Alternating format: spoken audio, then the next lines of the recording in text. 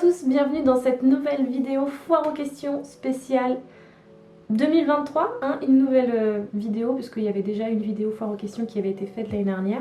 Et là on va faire une version un petit peu plus... on va prendre des questions dans tous les sens, un petit peu comme elles sont venues dans ma box à questions que je vous ai envoyée sur Instagram ou les questions que vous m'avez aussi envoyées ici sur YouTube. J'ai essayé d'en récolter un maximum. J'ai pas pu tout prendre parce qu'il y a eu beaucoup de questions, mais je me suis dit que cette année j'allais faire un format où j'allais peut-être essayer de répondre à plus de questions, donc ça va peut-être aller un peu vite parfois. Des fois je vais prendre le temps quand même de bien répondre à des questions un peu plus vastes, mais j'ai aussi sélectionné des questions parfois un peu plus techniques où je peux donner des réponses un peu plus rapides, mais comme ça va me permettre de répondre à un maximum de questions. On va essayer de le faire comme ça en tout cas, on va voir ce que ça donne, Voilà, c'est une nouvelle tentative.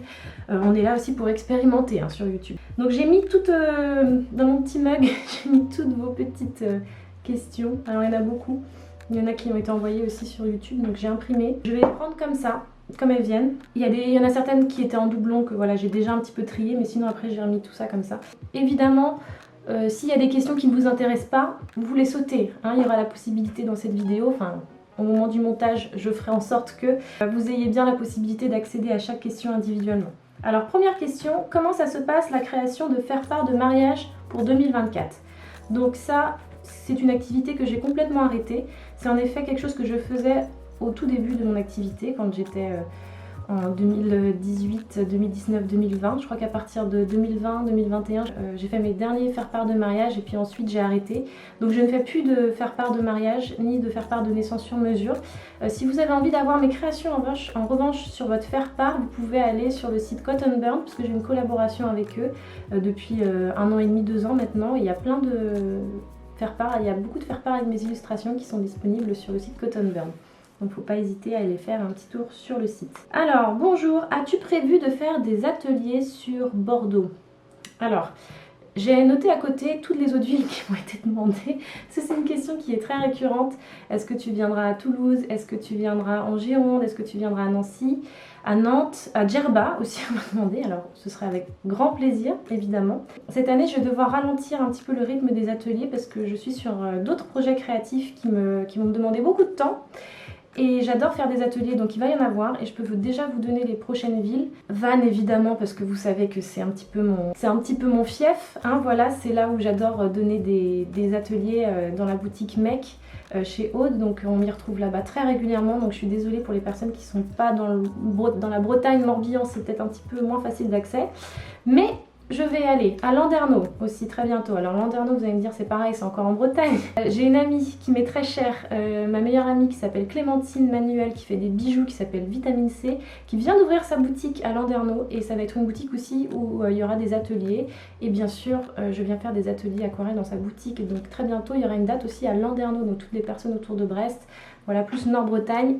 Je serai là-bas. Donc les dates, je les donnerai pas tout de suite, pas aujourd'hui, mais ça viendra très bientôt. Pour ça, il ne faut pas hésiter à suivre mes réseaux sociaux, ma newsletter aussi. Souvent, je donne des infos un petit peu plus en amont dans ma newsletter. Et sinon, pour les autres villes, il y aura Paris. Voilà, pareil, Paris, c'est pas mal pour moi parce que déjà, c'est assez facile pour moi d'accès en train. Et pour les autres villes, je vais essayer d'en faire comme j'avais fait l'année dernière, de venir à Annecy, dans une ou deux autres villes. Mais ce qu'il y a, c'est que j'ai aussi une vie de famille à côté. J'ai aussi 2 petites filles. Je pourrais pas faire toutes les villes de France. Je pourrais pas faire un tour de France. C'est pas possible pour moi parce que je peux pas en fait laisser mes enfants comme ça aussi longtemps, tous les week-ends. Donc il y aura Paris, c'est sûr, au printemps. Pareil, des dates à venir très bientôt. Et certainement, pourquoi pas Bordeaux, pourquoi pas Toulouse, j'ai pas décidé encore. Peut-être que ça se fera pas du tout, je sais pas. Je n'aime pas du tout m'avancer comme ça sur des dates précises. Enfin voilà, dire je vais venir, c'est sûr, parce que si ça se trouve, ça va pas se faire. Donc j'aimerais bien, comme dit la chanson, je vais essayer de faire plaisir à un maximum de personnes. Et je pense que déjà venir sur Paris, ce sera essayer de retrouver quelques personnes sur ce point un petit peu plus central de la France. Quel serait ton conseil pour une personne qui souhaiterait créer son entreprise créative? Alors, un conseil, c'est crocher dedans. Voilà, c'est un terme qu'on utilise, que j'aime bien utiliser, c'est faut crocher dedans, faut se lancer. Si tu as pris la décision, si dans ta tête c'est clair, tu y vas, tu te poses pas de questions, tu y vas à 100%. Après, bon, c'est peut-être un peu plus raisonnable de garder un boulot à côté, c'est sûr, au début, surtout pour les business un petit peu plus créatifs. Mais il faut y aller quoi, c'est comme pour tout, c'est le travail qui paye. Et si tu as la passion derrière, si tu as ça en plus qui t'anime, tu sentiras pas les heures de travail passer et ça c'est très très très important. Donc faut se remonter les manches, voilà, faut y aller. Alors, comment procèdes-tu pour tes sessions de recherche? Alors j'imagine que c'est mes sessions créatives de recherche pour trouver par exemple des nouvelles thématiques, des choses comme ça. Donc là comme en ce moment je suis en session de recherche puisque je suis sur une nouvelle thématique. Je commence un petit peu à la partager sur les réseaux sociaux parce que j'aime bien aussi avoir vos retours. J'avance petit à petit, je récolte des images, je vais un petit peu sur Pinterest, je vais me promener. J'écoute de la musique, je fais plein de choses en fait, je vais voir des expos, je lis des livres, c'est vraiment, il faut nourrir son esprit. Si vous voulez qu'il y ait des choses qui ressortent, si vous voulez qu'il y ait des idées qui sortent de votre tête, il faut nourrir vraiment son cerveau, il faut lui donner des choses parce que sinon ça va pas sortir tout seul en fait. Si vous attendez juste devant votre page blanche que ça vienne.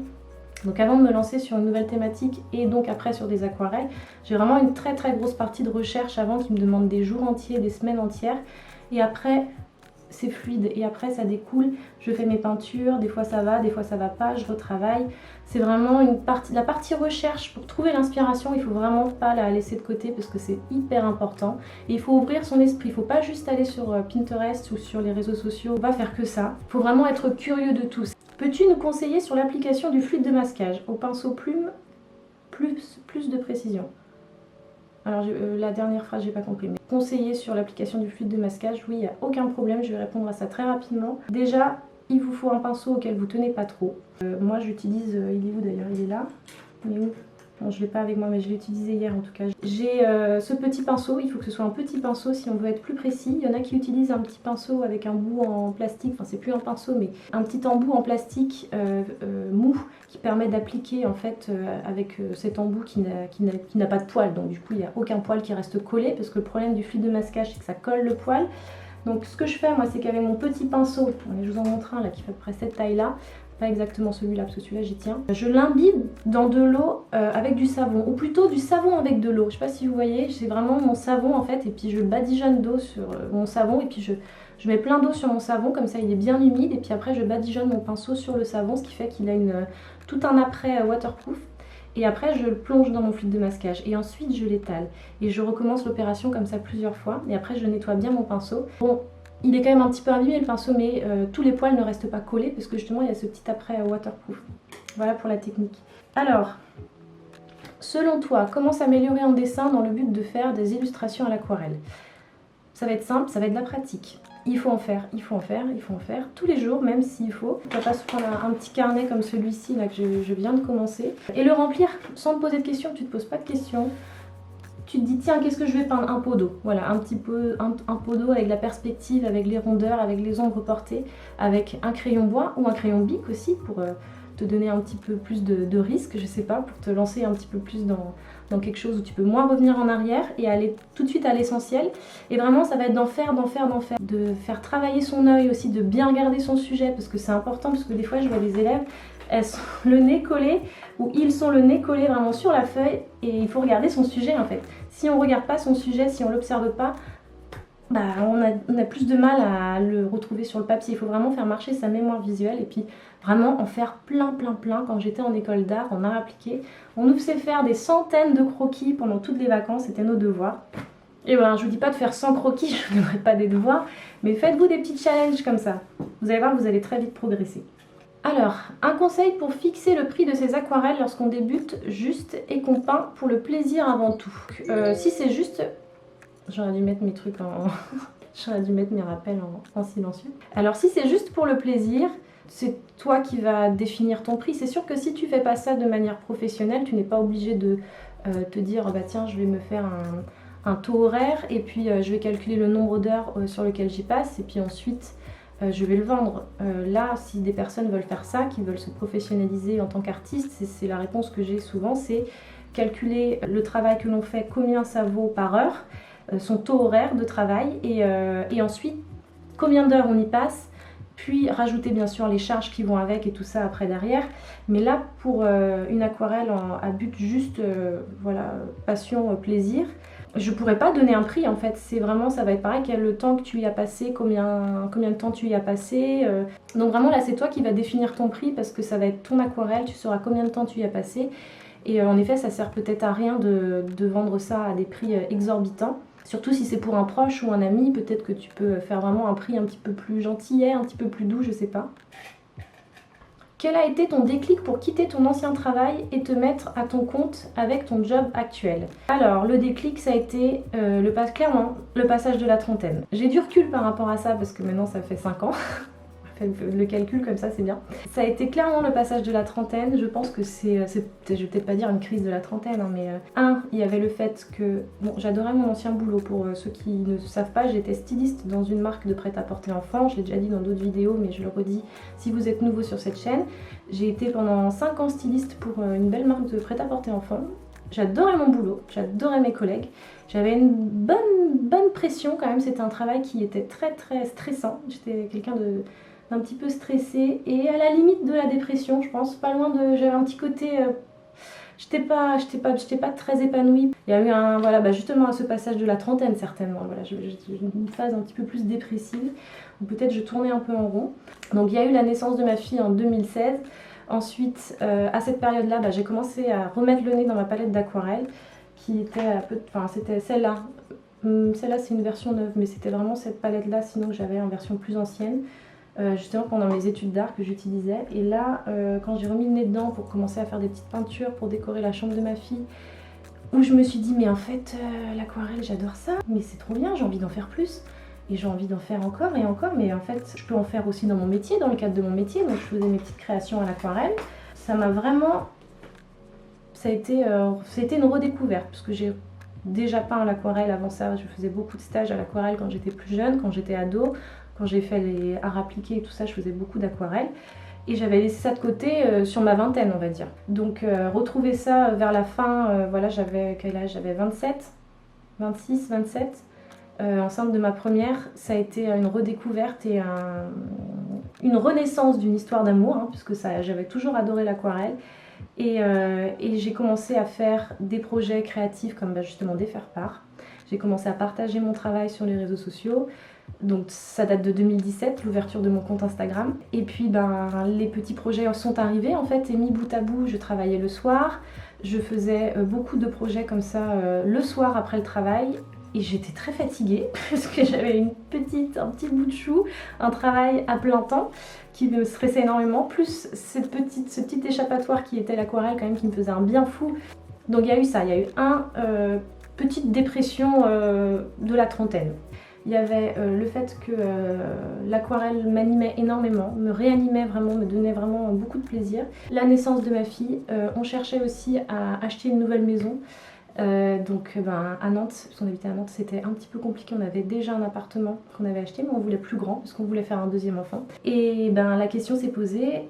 Tiens, mais maintenant que mon aquarelle, mon petit business de côté, enfin c'était pas encore un business, mais ce que je fais à l'aquarelle, ça devient un petit business, est-ce que je pourrais pas en vivre en fait? Et dans ce cas, travailler de la maison.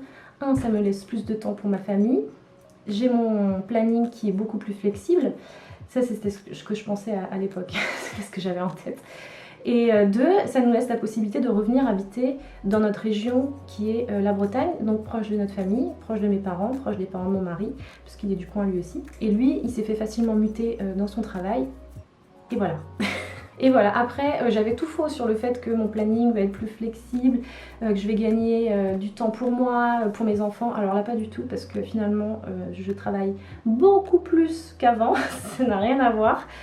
Enfin ça n'a rien à voir non, c'est que j'ai vraiment... il y a des périodes où je travaille tout le temps en fait, je n'arrête pas. Surtout là, maintenant mes filles sont un peu plus grandes, mais à cette période-là, oui, j'étais frustrée parce que je n'arrivais pas à tout mener de front et c'était assez compliqué. Bon, j'arrête parce que sinon, on n'aura pas le temps de répondre à d'autres questions, mais en gros, voilà, le déclic, ça a été une petite crise de la trentaine, je pense. La redécouverte de l'aquarelle, faire le faire-part de ma fille, faire le faire-part pour d'autres personnes, pour des amis. Bon, il y avait cette cascade créative aussi qui me confortait parce que j'avais déjà un métier créatif. Je me disais, je sais créer, je sais faire des choses, j'ai déjà des petits contrats sous le coude qui m'attendent, donc je peux y aller. Et puis j'ai suivi mon intuition, moi je m'écoute beaucoup, j'avais envie de faire ça, allez go on y va. Allez c'est parti. Je ne ferai pas ce métier toute ma vie, j'en ai pas plus envie que ça. J'ai envie de faire autre chose, on y va. Mais bon, je dis pas que ça se passera comme ça pour tout le monde, mais pour raconter mon histoire, voilà, elle est là. Il y a encore beaucoup de papier. Raconte-nous ton histoire depuis tes années post-bac. Bon, est-ce que... ça fait encore beaucoup de blabla, ça. Je l'ai dit un petit peu, moi j'ai démarré l'aquarelle quand j'étais un peu plus jeune, vers 11 ans on va dire. J'ai eu ma première palette d'aquarelle, j'ai fait des stages, donc j'étais tout de suite très mordue en fait par tous les loisirs créatifs. Surtout tout ce qui est peinture, tout ce qui est dessin, je faisais des cours de pastel, je faisais des cours de fusain, des cours de croquis. Et puis très vite je me suis orientée vers un bac art appliqué parce que c'était assez évident que j'étais mordue de ça. Et donc bac art appliqué, si vous voulez, ça vous forme à tous les métiers du design. Donc designer d'objets, designer d'espace, architecte d'intérieur, architecte tout court, architecte tout court, styliste, créateur de motifs, créateur de meubles, voilà, il y a des graphistes, il y a besoin de créatifs un petit peu partout, donc ça forme vraiment au métier de créatif, donc moi je me suis orientée vers ça. Et ensuite j'ai fait un BTS designer textile, et donc le métier, le BTS qui forme au métier de styliste. Ensuite une licence, voilà, toujours dans l'industrie textile, et du côté de Nantes en fait il y a un bassin créatif dans le textile qui est assez dynamique encore, et beaucoup dans le vêtement enfant. Après je me suis retrouvée voilà, dans cette marque pour enfants qui m'a gardé un petit moment. Prochaine question. Combien de temps laisses-tu sécher tes godets une fois remplis avec des tubes? Bien, ça varie un petit peu. Une nuit complète. Voilà, ça va plus vite. Pose ta couleur dans ton godet. J'ai vu qu'il y en avait qui utilisaient aussi un petit pic ou un petit cure-dent pour bien étaler à l'intérieur du godet aussi, bien répartir la peinture dans le godet. Et tu laisses poser une nuit complète. Alors après, il y en a qui sont un peu plus visqueux, qui vont garder cette viscosité. Mais sinon, moi, je trouve que voilà, 12 heures, c'est bien. Comment t'es-tu fait connaître? Arrives-tu à vivre de ton travail? Cette question-là est revenue souvent. Arrives-tu à vivre de ton travail? On va commencer par la première. Comment t'es-tu fait connaître par les réseaux sociaux? Par Instagram. Beaucoup par Instagram. Donc comme je disais, mon compte, il date de 2017. Donc ça date un petit peu maintenant, puisqu'on est en 2023. Et ça a grossi au fur et à mesure. Voilà. Et maintenant, c'est plus tout à fait les mêmes algorithmes, c'est plus tout à fait les mêmes façons de partager. Maintenant, c'est beaucoup de vidéos. Je pense que de partager son travail, d'avoir un site internet, de faire une newsletter, d'essayer d'avoir une communauté qui suit son travail, c'est quand même vachement bien, je trouve, pour tous les métiers créatifs, que ce soit photographe, que ce soit... Même les cuisiniers, ils partagent vachement, je trouve aussi, enfin un petit peu tous les métiers comme ça où il y a de la création. C'est super les réseaux sociaux pour ça parce qu'on a vraiment une belle vitrine. Et finalement, des expos par exemple, j'en fais très très peu. C'est vraiment moi les réseaux sociaux qui ont fait que ça a marché. Et puis j'adore ça, en plus moi je suis très outil numérique et tout, j'ai toujours adoré ça, donc ça a été assez évident voilà, de se lancer là-dedans pour partager mon travail. On continue. Est-ce que tu arrives à vivre et te dégager au moins un SMIC dans l'entrepreneuriat créatif? Donc ça tombe bien, je pense que c'est pour ça que je les ai mis à l'une à la suite des autres. C'est arrives-tu à vivre de ton travail? Arrives-tu à te dégager au moins un SMIC? Donc la réponse est oui, j'arrive à me dégager un salaire, même plus qu'un SMIC maintenant. Je suis assez contente de ça parce que ça n'a pas été le cas tout de suite, je vous le dis, ça fait 5 ans maintenant que j'ai lancé l'eau bleue. Au début non, au début pas du tout, au début ce n'était pas le cas. Donc non, au début c'était pas ça. C'est vraiment 2 ans, 3 ans de travail qui ont fait que maintenant j'arrive à me sortir mon salaire. Donc ça fonctionne, faut se le dire, ça fonctionne. Quand on a envie de se lancer à son compte, on peut le faire, mais comme je disais tout à l'heure, faut crocher dedans. faut crocher dedans, faut avoir envie. Si on attend que les gens mâchent le travail à notre place, ou si on se laisse un petit peu aller et on baisse les bras trop vite. Donc au début, oui, c'est vrai que c'est pas évident, mais bon, faut avoir confiance, faut garder confiance, et puis à un moment donné, force de travail, ça fonctionne. Voilà, j'ai répondu à la question. Alors, prochaine question. Est-ce qu'il t'arrive de sortir des couleurs Winsor & Newton? D'avoir envie d'explorer d'autres palettes? Est-ce que j'ai envie de faire autre chose, d'avoir d'autres couleurs que Winsor & Newton? La réponse est non. Vous allez me trouver un petit peu bloquée, un petit peu pas très flex. Vous allez peut-être vous dire que je suis pas très flex sur le sujet. Alors c'est pas parce que je travaille avec eux, parce qu'en toute transparence, et vous le savez, je travaille avec Winsor & Newton. C'est que j'adore les pigments Winsor & Newton. C'est ce que je leur dis aussi quand on a commencé à travailler ensemble. Pour moi, c'est très facile en fait de travailler avec eux et je ne me force absolument pas à mettre leurs pigments et leurs couleurs en avant et vraiment leur matériel, parce que c'est du bon matériel. Il y a des couleurs que je ne retrouve pas chez d'autres marques, tout simplement. Et puis moi j'ai ce côté en fait assez doudou, c'est-à-dire que quand j'aime bien un pinceau ou des couleurs, j'ai du mal à aller vers... j'ai du mal à choisir d'autres couleurs. Alors j'essaye, hein. Il y a d'autres... Alors il y a des marques par contre qui ont des couleurs que je ne retrouve pas chez Winsor & Newton.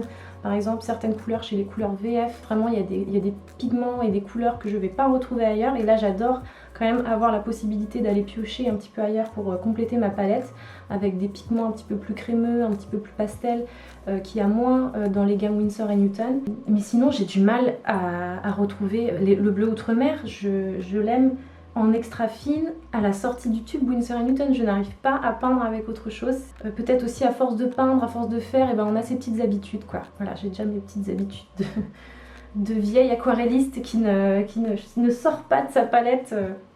Non, je suis désolée, j'ai du mal à aller voir ailleurs, ouais, c'est ainsi. Quel matériel faut-il pour commencer? Donc beaucoup de questions pour le matériel. Là, je vais renvoyer et je la mettrai en lien vers la vidéo matériel aquarelle que j'ai faite il n'y a pas si longtemps que ça, où justement je propose une sélection de matériel pour les personnes qui sont débutants, pour les personnes qui sont intermédiaires et pour les personnes un petit peu plus confirmées. Donc ça n'a pas beaucoup changé depuis. Non, ça n'a pas changé depuis, c'est toujours la même, c'est toujours ce que je préconise. Il y a tous les liens en plus qui sont fournis avec, donc n'hésitez pas à aller vous référer à cette vidéo. Il y a tout ce qu'il faut. Prochaine question. Alors, par curiosité, pas d'aquarelle. Vos yeux de chat sont toujours parfaits. Maquillage permanent? Non.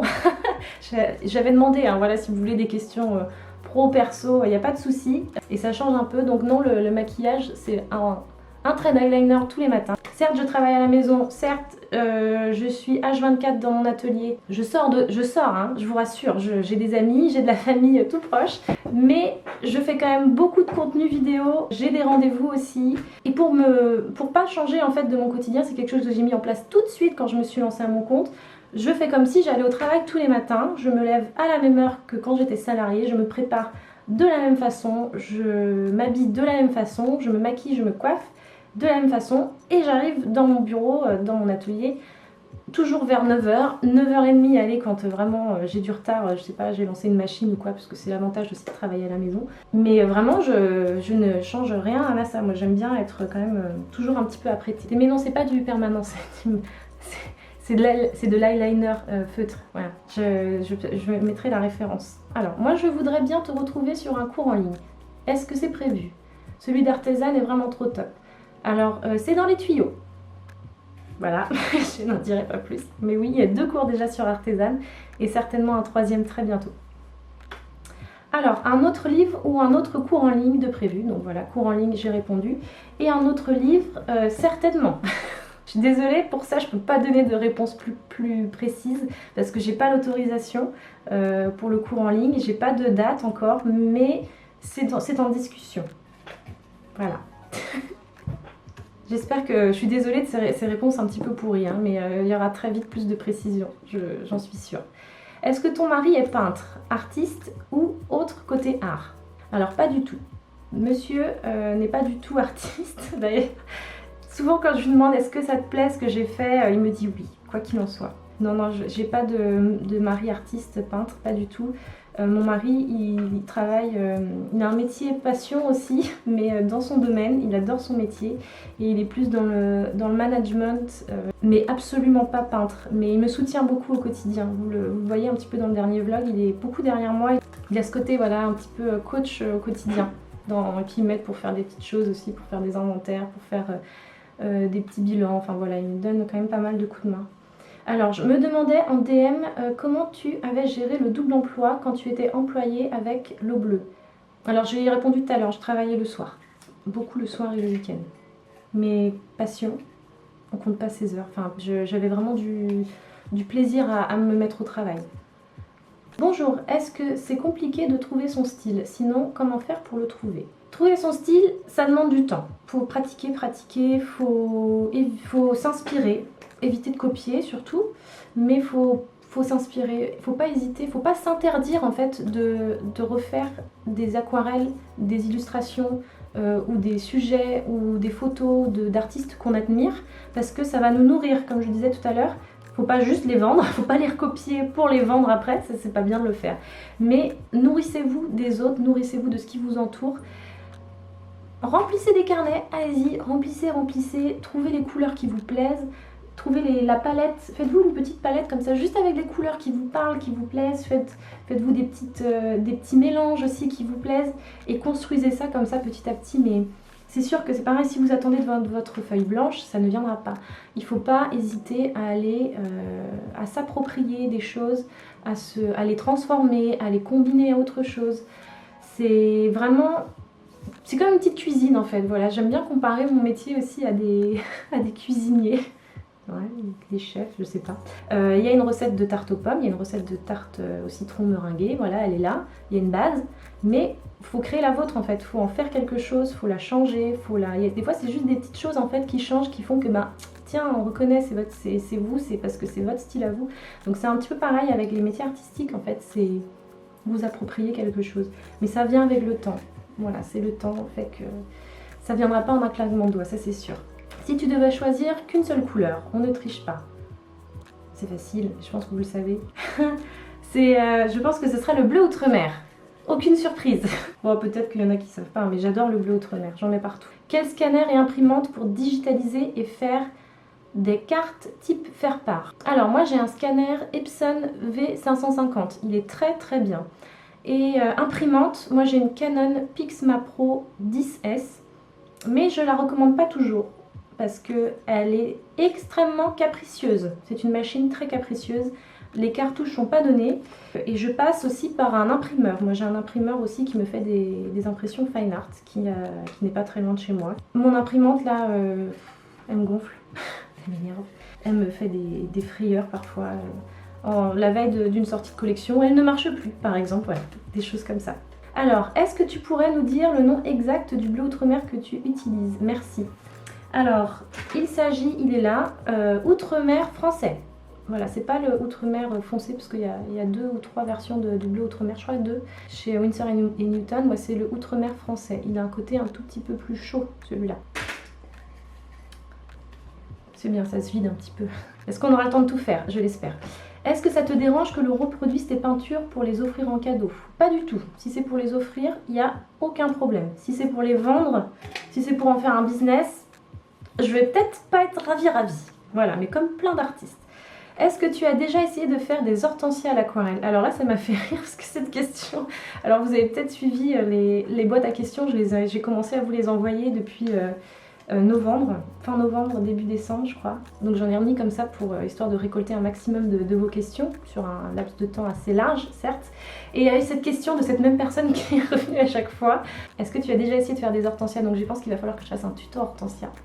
Je vais le faire parce que je prends beaucoup de notes aussi de ce que vous me dites et de vos envies, et donc on va le faire le tuto hortensia parce que oui j'ai déjà fait mais c'est pas le plus simple à l'aquarelle. Mais on va en faire. Alors peut-être qu'on fera pas tout de suite, on va peut-être attendre que ça soit un petit peu plus la saison, plutôt juin. Donc désolé, ce sera pas tout de suite, mais on va le faire en 2023, on va faire un petit tuto hortensia. Ok, hop, dans l'autre sens. Où puisses-tu ton inspiration pour une nouvelle collection? Un peu partout, hein, j'ai déjà répondu un peu tout à l'heure. Je me nourris de plein de choses, pas que d'images. Des fois c'est des musiques, des fois c'est des films, des fois c'est une photo, des fois c'est... une promenade, il me faut vraiment, des fois il y a des clics qui arrivent avec pas grand chose. Comment fait-on pour élargir son réseau pro à la sortie de ses études aquarellistes? Ça c'est des questions, je me rappelle, des choses que nous avait conseillées justement en sortant du bac à appliquer, déjà de la terminale nous avait dit, gardez tous vos contacts là déjà dans l'école, c'est bien que vous restiez tous un peu en contact, que vous fassiez comme ça, attention de bien rester... connecté parce que en effet pour plus tard ça peut servir. Donc même des professeurs, quand tu vas faire tes premières expériences de travail dans les entreprises, c'est important de bien rester connecté avec ces gens-là. Après, quand on a par exemple un parent qui travaille, je sais pas, pour une grande marque de luxe ou pour une maison, je sais pas, ou une entreprise qui nous plaît, c'est sûr que ça aide. Perso, moi j'avais zéro tuyau parce que je suis un petit peu la seule à être dans le milieu artistique dans ma famille. Le côté aquarelle, ça remonte à mon arrière-grand-père qui était marin sur un bateau. Donc si vous voulez au niveau tuyau, artistique, non, c'était pas possible. Je pense que garder un maximum de ses contacts déjà dès la sortie de l'école, ça marche. Et puis peut-être essayer de faire peut-être les parents de parents ou d'amis, faut pas hésiter à lancer, faut pas hésiter à aller vers les gens aussi, qui t'a envoyé un mail, même si on connaît à peine la personne, à aller creuser comme ça, chercher l'information, le contact, ça marche bien. Et puis après il y a les réseaux, il y a LinkedIn qui fonctionne je pense très bien. Moi je suis pas trop sur LinkedIn, il faudra peut-être que je m'y mette un peu, mais à mon avis ça fonctionne aussi pas mal de ce côté-là, hein, côté numérique. Quelles sont tes 5 aquarelles granuleuses préférées? 5 ça va faire beaucoup. Alors il y en a chez Winsor & Newton en effet. Moi je dirais tous les cobalts chez Winsor & Newton, le bleu de cobalt, le vert de cobalt. J'adore le rose de poterie. Et il y en a une que j'ai vraiment adorée, que j'ai beaucoup utilisée cet été, j'en ai parlé, je l'ai radoté beaucoup cet été, je ne l'ai pas ici. C'est le violet de cobalt justement, voilà encore un cobalt. Très jolie couleur qui granule.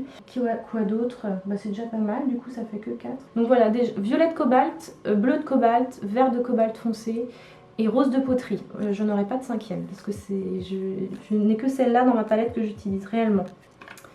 Alors, des classes sur Patreon, eh bien oui, non pardon, eh bien non, mais oui j'ai été démarchée par Patreon à la rentrée. Qui m'a demandé si ça me disait de me lancer sur le système de Patreon. Alors pour ceux qui ne connaissent pas, c'est un système de partage de contenu, mais payant. Donc pour soutenir ces artistes, vous pouvez payer mensuellement comme un petit abonnement, puis vous recevez des cartes, vous recevez des stickers, des vidéos exclusives, des choses comme ça. Et je me suis dit pourquoi pas, j'étais pas loin de le lancer, mais ce qu'il y a c'est que ça fait encore beaucoup de contenu à créer pour moi. Et j'ai peur de ne pas y arriver là parce que j'ai déjà beaucoup de leviers d'activité dans mon entreprise avec les ateliers, avec la boutique en ligne, avec les cours en ligne, les projets pro avec des marques, avec des entreprises, plus tout le contenu ici que je produis sur les réseaux sociaux. Ça fait beaucoup. Donc pourquoi pas, j'ai gardé ça dans un coin de ma tête parce que je sais qu'il y a des artistes, des illustratrices qui adorent Patreon, donc why not? On verra, peut-être. Alors, ton film, ta série, ton livre préféré? J'y ai pas réfléchi à ça. Je vais dire plutôt des séries que j'ai regardées récemment, que j'ai adorées. Livre, en ce moment je lis pas de livres. J'avoue que moi je suis une personne qui lit plutôt quand je suis en vacances. Et comme j'ai pas beaucoup de vacances, je ne lis pas beaucoup. J'ai lu beaucoup cet été parce que j'avais le temps. J'adore regarder des films, des séries. J'aime bien jouer aussi, je joue un petit peu à des jeux. En ce moment, ça je peux le dire, je joue à Dreamlight, Disney Dreamlight avec mes filles sur PlayStation. J'adore, on adore jouer à ça. Et puis ça, bon on passe pas nos temps à faire ça, mais on aime bien jouer à ça. Ma série préférée, donc l'année dernière j'ai adoré, mais vraiment adoré, et ça a été une source d'inspiration aussi pour ma thématique du printemps, pour mon Pastel Spring. J'ai adoré les chroniques de Bridgerton, j'ai vraiment adoré toute l'ambiance florale, les costumes, mais la photographie, mais tout était splendide. Bon, l'histoire aussi est magnifique, mais vraiment cette série, de toute l'ambiance, ça a été vraiment une source d'inspiration pour ma thématique Pastel Spring de l'année dernière. Sinon, en série que j'ai regardée récemment, mais ça ne sera absolument pas une source d'inspiration parce que sinon on va commencer à déprimer un petit peu, c'est Paris 1905 sur Canal qui est sorti, la 2e saison est sortie là il n'y a pas si longtemps, et pareil on a regardé ça avec mon mari pour le coup parce que Bridgerton ça l'intéressait pas. Là j'ai adoré l'ambiance, j'adore les polars, j'aime beaucoup les polars en livre et en série, je suis fan. Ça j'ai bien aimé, voilà. Film, je m'endors souvent dans les films. Les séries c'est bien parce que j'ai le temps, c'est des séquences un peu plus courtes. Ah si, un film que j'ai regardé récemment c'est Elvis, parce qu'on profite de Canal pour avoir des très bons films. Elvis, le biopic sur Elvis qui est génial. Top. Combien de temps par jour en moyenne consacres-tu avec ton activité? Quelle organisation as-tu? 100% je dirais de ma journée, sauf à partir de 17h30. Je change de casquette, je mets ma casquette maman. 17h30, 18h, voilà. Mon organisation est un peu... je suis en train de revoir ça là parce que j'ai tendance, quand j'ai pas des objectifs bien clairs, j'ai tendance à m'éparpiller un petit peu, et là en ce moment je trouve que je m'éparpille parce que j'ai plein de projets en cours et il faut que je recadre ça avec Notion par exemple, ça m'aide beaucoup à m'organiser, à me faire des rétro-planning, des choses comme ça. Et je suis pas trop fan de tout ce qui est planification, organisation Mais je me force à le faire parce que sinon ça part dans tous les sens et sinon je procrastine et sinon ça n'avance pas. Donc il faut que je fasse ça. Là c'est des choses qui vont être mises en place très bientôt. Coucou, comment m'y prendre pour imprimer mes aquarelles en bonne qualité? Alors il faut que tu aies un très bon scanner, comme celui que j'ai donné la référence, c'est le V550 chez Epson. Il faut que tu aies un contact avec un bon imprimeur aussi. Donc ça peut être un imprimeur local, ça peut être un imprimeur spécialisé dans la photo et dans les impressions d'art, ou une imprimante, voilà, comme pareil la référence que j'ai donnée, la Canon PIXMA Pro 10S pour moi, mais il y en a des très bien aussi chez Epson. Et tu achètes le papier qui va avec, parce que ce sont des papiers spécifiques avec une colle spécifique, avec un après spécifique dessus, qui sont des papiers archives de qualité fine art, ça s'appelle, que tu achètes. Il y a plusieurs marques, hein, il y a Canon, Canson, Anne Muleux. Ils ont tous leur gamme de papiers spécialisés en qualité archive et fine art, et puis ensuite tu fais tes impressions. Pour faire la partie, tout ce qui est digitalisation et tout ce qui est comment numériser, là il faut que tu puisses aussi faire ça avec Photoshop. Photoshop, tu as besoin de Photoshop pour scanner ton aquarelle et puis pouvoir l'imprimer après. Mais tout ce qui est à l'intérieur de Photoshop, comment voilà, détourer son aquarelle, comment enlever le fond, comment faire ressortir les couleurs, tout ça, je vais pas le donner là en fait aujourd'hui dans cette vidéo parce qu'on va y passer à peu près le temps complet en fait de là déjà qu'on a pris sur cette vidéo. Ça prend énormément de temps. C'est quelque chose où par exemple on peut se former pour faire ça et des très bonnes formations pour numériser son art et pouvoir ensuite l'imprimer. Mais c'est pas si compliqué que ça. Je pense que si tu te fais une petite formation, ça va être vite réglé en fait. Comment as-tu appris à peindre? École, atelier? Pareil, j'ai répondu je crois déjà. J'ai commencé tôt. J'avais 11 ans. Et j'ai fait des études d'art. Voilà, moi je suis pas du tout... Donc voilà, moi j'ai été formée avec des peintres professionnels, avec des professeurs d'art plastique. Je suis passée par l'école classique, académique. Quel conseil pour lancer une chaîne YouTube art? Investissement, sujet. Alors investissement, je comprends pas. Sujet, bah, finalement c'est à toi de trouver ton sujet. C'est à toi de trouver ce dont tu as envie de parler. Je pense qu'il faut que tu écoutes ta passion. Si tu as une passion ou si tu as vraiment quelque chose qui t'anime et que tu as envie de partager ça, lance-toi. Il y a des chaînes YouTube sur tout et n'importe quoi. Donc c'est très libre. C'est une page blanche aussi YouTube. Tu en fais un petit peu ce que tu veux. C'est aussi de la création, de faire ces petits montages vidéo. Vraiment, il faut s'amuser, il faut se lancer. Il ne faut pas hésiter à se lancer. Bonjour Blanche, quel est le drawing gum que tu utilises? Merci d'avance. Alors, le drawing gum que j'utilise, c'est le Winsor & Newton. Non, c'est pas ça. Non plus. Je l'ai utilisé hier, alors... Ah. Il était près de l'évier parce que à chaque fois que je termine l'utilisation, je nettoie le bouchon pour ne pas avoir de difficulté à le réouvrir après. Ça c'est un petit tip que vous pouvez faire aussi quand vous utilisez votre drawing gum. Nettoyez bien à chaque fois le col ici et le bouchon pour pas que ça reste collé à l'intérieur. Donc voilà, c'est le Winsor & Newton fluide de masquage incolore. Très bien, très bonne qualité, il n'arrache pas le papier. Alors, on va prendre le papier là. Bonjour, comment allez-vous? Je voudrais savoir, car ma question sur les vlogs, on vous voit souvent sur votre ordinateur pour retoucher les aquarelles. Vous utilisez un stylet, je pense, ou une tablette pour retoucher vos aquarelles. Je trouve ça super sympa. Est-ce que sur votre vidéo, vous pouvez nous en parler plus et mettre le lien? Alors oui, ça c'est très pratique. Moi j'ai une tablette graphique, ça s'appelle comme ça. Elle est pas là, elle est là. C'est la Wacom Bamboo. Alors voilà, c'est ça, elle est assez vieille. Elle commence à dater un petit peu, mais c'est la marque Wacom qui fait ça. Et donc il y a des petits stylets. Et c'est très pratique en fait, on est délimité. On a l'écran en fait qui est délimité sur la tablette. Et puis on peut... Enfin moi je suis très habituée à travailler avec ça. Dans mon ancien travail on avait ça aussi. Et je trouve que c'est très pratique pour travailler sur Photoshop par exemple. Moi je ne peux pas travailler sur Photoshop sans ma tablette. Alors... Si tu devais déléguer une partie de ton activité, quelle serait-elle? Clairement, là, depuis cette année, si je devais déléguer quelque chose, ce serait les colis, les commandes, parce que ça a été très compliqué pour moi à gérer cette année. Donc ce serait ça. Et sans surprise, et ça c'est déjà le cas, la partie compta.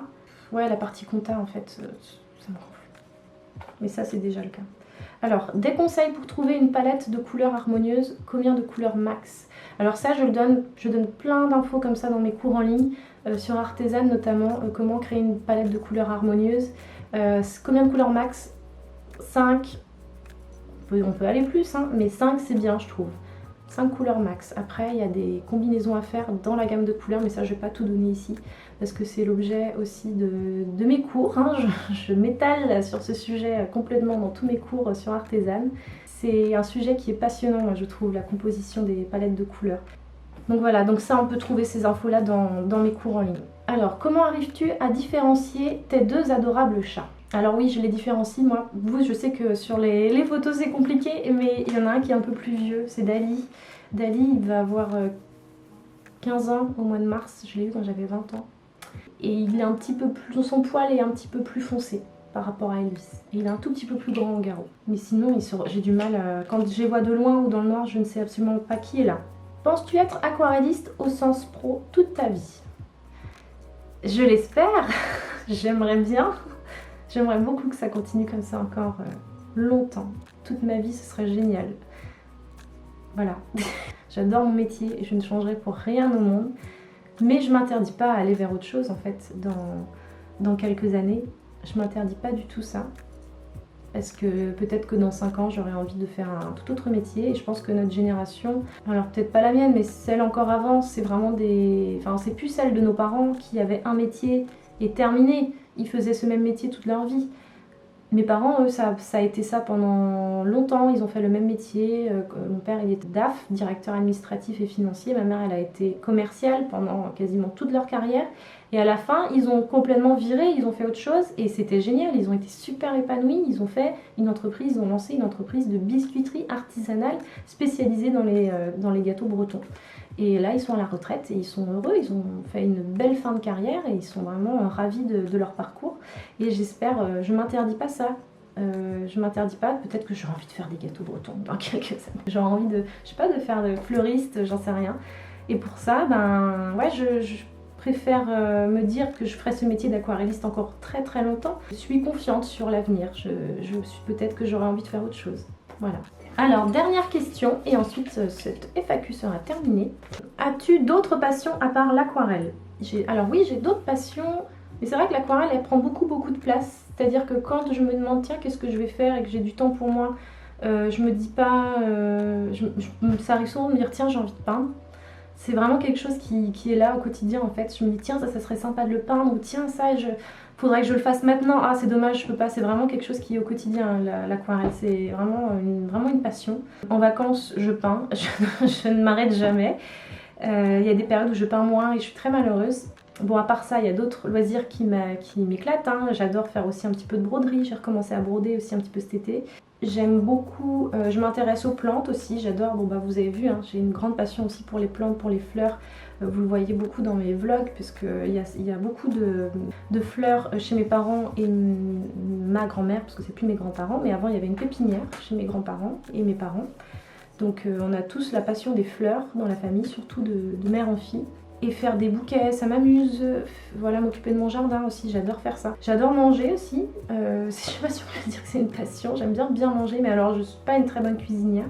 Non, je pense que vraiment l'aquarelle c'est ma passion principale. C'est celle qui est là et qui m'anime. Et tous les métiers. Après, l'aquarelle et tout ce qu'il y a autour. Donc des fois je vais sur les crayons aquarellables, des fois j'ai envie de faire un petit peu plus un côté gouache. Mais vraiment tout, ça, depuis toute petite en fait, avoir un crayon dans la main c'est quelque chose, je vois une boîte de crayons de couleur, ça me donne faim, pas ça me donne faim mais ça me donne envie de peindre. Là récemment j'ai eu cette petite palette avec aquarelle et pinceau, ils ont rentré ça dans leur stock. Récemment j'ai eu cette petite palette d'aquarelle miniature, mais j'étais heureuse, mais tellement heureuse, elle est chouette, elle est super. J'ai eu envie de peindre après, de la regarder, de m'amuser avec pendant je sais pas combien de temps. Bon voilà, autre passion, je pense tous les loisirs créatifs qui sont un petit peu calmes, comme les puzzles. Là récemment j'ai eu des puzzles à Noël, je fais des puzzles. J'aime bien me retrouver dans ma bulle, j'aime bien me retrouver au calme, je pense que ça fait partie de mon caractère. Et c'est quelque chose que j'apprécie énormément. Donc voilà, pour le côté passion autre que l'aquarelle, il y a beaucoup d'aquarelle, mais bon, il y a aussi d'autres petites choses quoi. Donc voilà, On arrive à la fin de cette vidéo, j'espère avoir répondu à un maximum de questions, il y en a eu beaucoup. Je sais pas combien de temps va durer la vidéo. Il y a des questions que j'ai enlevées parce qu'il y en avait qui étaient vraiment très spécifiques à un sujet, à une technique. Et je pense que ça, je vais venir répondre individuellement aux personnes qui m'ont posé ces questions. Voilà, donc prochaine session de questions. On se dit à l'année prochaine pour une prochaine vidéo FAQ. À moins que au courant de l'année, je vois des nouvelles questions qui arrivent et je me dis tiens, ce sera peut-être le moment de faire une petite mise à jour. Donc j'espère que ça vous a plu.